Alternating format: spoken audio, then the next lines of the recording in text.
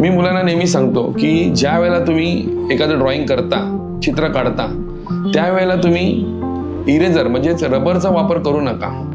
कारण काय असतं की आपल्याला जर एखाद्या माणसाला चालता येत नसेल तर तो काय करतो की कुबडी किंवा एखाद्या काठीचा वापर करतो. तसंच आपण ड्रॉइंग करताना आपल्याकडे जर इरेजर असेल तर आपण चुकण्याचा प्रश्न जास्त चुकतो, कारण आपल्याकडे ऑप्शन असतं की आपण इरेजर वापरू शकतो. म्हणून मी मुलांना सांगतो की पहिल्यांदा इरेजर हा बॅगेमध्ये ठेवा आणि ड्रॉइंग करायला सुरुवात करा. त्याच्याने मुलांचा कॉन्फिडन्स वाढतो. त्यामुळे मुलांना चुकू आपण, आपल्याकडे इरेजर नाही आहे, त्यामुळे मुलं काळजीपूर्वक चित्र काढायला सुरुवात करतात. नमस्कार, मी अनिल राजाराम भागडे. मी एक कला शिक्षक आहे. गेली 28 वर्ष मी कला क्षेत्रामध्ये कला ज्ञान देण्याचं काम करत आहे. मी सरस्वती मंदिर हायस्कूल माहीम या शाळेमध्ये गेली 28 वर्ष कला शिक्षक म्हणून मी काम करत आहे. माझं शिक्षण ATD आर्ट टीचर डिप्लोमा आणि आर्ट मास्टर असं मी पूर्ण केलेलं आहे. मी एक गिरणी कामगारांचा मुलगा आहे आणि त्यावेळेला गिरण्या बंद झाल्यामुळे काय झालं की माणसांना उपासमारीची वेळ सुरू झाली आणि बऱ्याच जणांनी आपल्या मुंबईमधली घरं विकून माणसांनी गावी जाण्याचा मार्ग निवडला. पण आमचे जे वडील होते त्यांनी सांगितलं नाही, आपण मुंबई सोडायची नाही, आपण मुंबईमध्येच काही काम करून आपण आपला जम बसवायचा आणि आपला उदरनिर्वाह करायचा. आणि आम्हीही तयार झालो.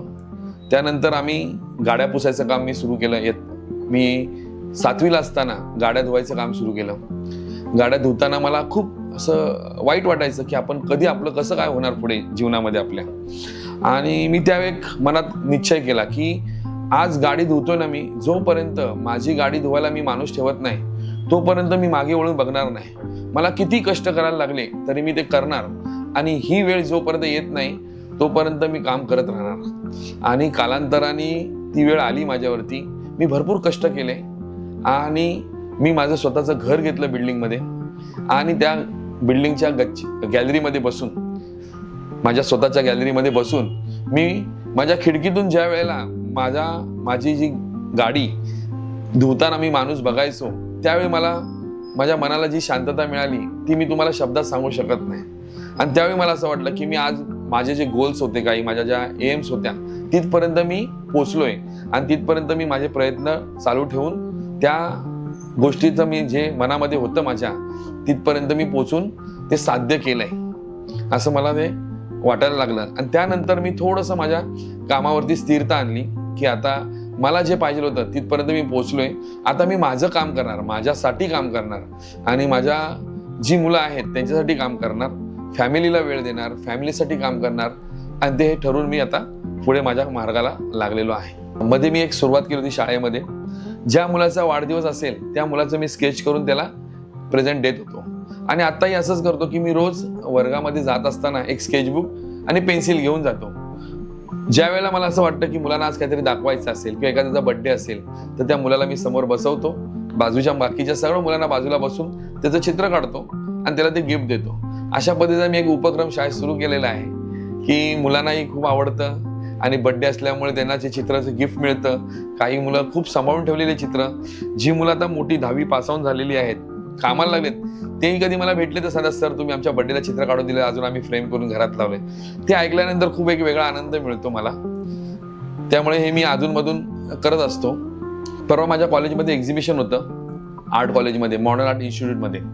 ज्या कॉलेजमध्ये मी शिकलो त्याच कॉलेजचा मी आता ट्रेझरर म्हणून काम करतोय. 2021 ते 26 पर्यंत आता ट्रेझरर म्हणून आहे मी. त्या कॉलेजचं परवा एक्झिबिशन होतं आणि या कॉलेजमध्ये जे मुलं 10वी 12वी नंतर येऊन फाउंडेशन हा कोर्स करतात आणि आमच्या इकडे फोक आर्ट म्हणून एक नवीन विषय आलेला आहे आता आणि त्यावरती मुलांनी बरंच सुंदर काम केलंय. त्यात मला आपल्या मातीच्या तव्यावरती काहींनी पेंटिंग केलेत आणि त्या पेंटिंग मला खूप भावल्या, खूप आवडल्या मला. तसं object drawing, nature drawing, colour हे खूप चांगल्या पद्धतीने मुलांनी मांडले होते. वेगवेगळे विषया पद्धतीने मांडले होते. कलर कॉम्बिनेशन खूप सुंदर होतं. स्केचिंग चांगल्या केल्या होत्या, फोटोग्राफी चांगली केली होती आणि एक छानपैकी 3D सुद्धा आम्हाला बघायला मिळाल्या. एका मुलाने एका लहान मुलाचं स्कल्पचर बनवलं होतं ते सुद्धा मला खूप आवडलं. अशा पद्धतीमध्ये एक छानपैकी एक्झिबिशन आम्हाला परवा बघायला मिळालं. सेकंडरी स्कूल एम्प्लॉई अशी आमची एक पतसंस्था आहे, अख्ख्या महाराष्ट्रभर आहे. त्या महाराष्ट्रभर फक्त शिक्षकच मेंबर्स असतात आणि दरवर्षी प्रत्येक राज्यातून शिक्षकांकडून त्यांनी जे कार्य केलेलं असतं त्या कार्याचा आढावा मागतात आणि त्याच्यासाठी एक समिती नेमलेली असते. ती सर्व समिती त्याचं परीक्षण करतात आणि दरवर्षी एक आदर्श शिक्षक पुरस्कार देतात. तो गेल्या वर्षी 24-25 वर्षाचा आदर्श शिक्षक पुरस्कार हा मला प्राप्त झालेला आहे. आता सध्या गेली 30 वर्ष झाली गव्हर्नमेंटनी एक काही विषय दिलेले आहेत, जसं निसर्गचित्र आहे, वस्तुचित्र आहे, स्मरणचित्र आहे. ही जे गव्हर्नमेंटनी जो आम्हाला सिलेबस दिलेला आहे त्या सिलेबसमध्येच आता आम्ही शिकवायला सुरुवात केलेली आहे. पण मोस्टली काय होतं, मी माझ्या मनाने असं ठरवलं की जर मी एखादं चित्र बोर्डवरती काढून दिलं तर मुलं ॲज इट इज कॉपी करतात आणि आपल्याला शाळेमध्ये प्रिंटिंग प्रेस नाही तयार करायची, आपल्याला आर्टिस्ट घडवायचे. प्रत्येक मुलाच्या डोक्यांमध्ये एक चांगला एक आर्ट असतं, ते आर्ट आपल्याला बाहेर काढायचं आहे. आणि त्यासाठी मी काय करतो की एखादं स्मरणचित्र दिलं, उदाहरणार्थ मी सांगितलं की मार्केट, बाजार, तर मी त्यांना बाजार काढून दाखवत नाही. मी प्रत्येक मुलाला उठवतो आणि त्या मुलांना त्या बाजाराबद्दलचे प्रश्न विचारतो. तू आई बरोबर गेला का बाजारात? बाजारात काय पाहिलं? बाजारात कोणती दुकानं असतात? बाजारात माणसं काय करतात? वेगवेगळ्या प्रकारे प्रश्न विचारून त्यांना बोलकं करतो आणि ते बोलकं केल्यानंतर त्यांना त्याचं रूपांतर चित्रात करायला सांगतो. आणि ते केल्यामुळे काय होतं, प्रत्येकाचं चित्र आपल्याला एक वेगळ्या पद्धतीचं मिळतं आणि त्यामुळे आपल्याला मुलांमधला सप्तगुण बाहेर पडण्यासाठी उपयोग होतो. आणि ह्याच पद्धतीत माझं शिकवण्याचं काम सुरू असतं. सध्या मी एक स्वामी समर्थांच्या चित्रावरती काम करतोय आणि एका मित्राने मला एक काम दिलं. त्याच्या भावाचा बर्थडे आहे 50वा, त्याला गिफ्ट देण्यासाठी एक चित्र बनवत आहे. हे माझ्या मागच्या बाजूला आहे. मला स्वामींच्या पेंटिंग करायला खूप आवडतात आणि मी स्वामींच्या भरपूर पेंटिंग केले. तसं मला जास्त वॉटर कलर, लँडस्केप करायला खूप आवडतं. मी जेव्हा आउटडोअरला जातो तेव्हा मी वॉटर कलर, लँडस्केप करतो आणि घरामध्ये असेल तेव्हा मी ॲक्रेलिक कलर आणि ऑइल कलर याचा उपयोग करून कॅनव्हासवरती मी पेंटिंग करत असतो. वॉटर कलर हे माध्यम खूप मला आवडतं आहे कारण ते फास्ट होतं. एखाद्या वेळेला मी बाहेर गेलो आउटडोअरला काम करायला तर मला पटापट चित्र कंप्लीट करता येतं. ऑइल कलर आणि ॲक्रेलिक असं माध्यम आहे की तुम्हाला थोडा वेळ द्यायला लागतो. थोडं तुम्ही थांबू शकता, थोड्या वेळाने करू शकता, 2 दिवसानंतर काम करू शकता. पण वॉटर कलर असं आहे की तुम्हाला एकाच वेळेला ते काम कंप्लीट करायचं असतं आणि ते मला खूप आवडतं. सर्वात पहिली ड्रॉइंग केलेलं मला तसं आठवत नाही, पण जे थोडंफार आठवतंय, ज्यावेळी मी सुरुवात केली त्यावेळेला मी पहिल्यांदा पक्ष्यांची चित्र काढायला सुरुवात केली. म्हणजे आपलं साधं पोपट, बदक, पतंग अशी मी छोटी छोटी चित्र काढत होतो. त्याच्यानंतर मला कळालं की ह्या चित्रांमध्ये शेड अँड लाईट असतो, लाईट डार्क प्रकार असतो, त्यात थोडं तुम्हाला काम करायला लागतं. आणि मग मी हळूहळू ज्यावेळी माझे गुरु भेटले मला, त्यानंतर मी चित्राला सुरुवात केली. माझं प्रोफेशन आर्ट टीचर आहे.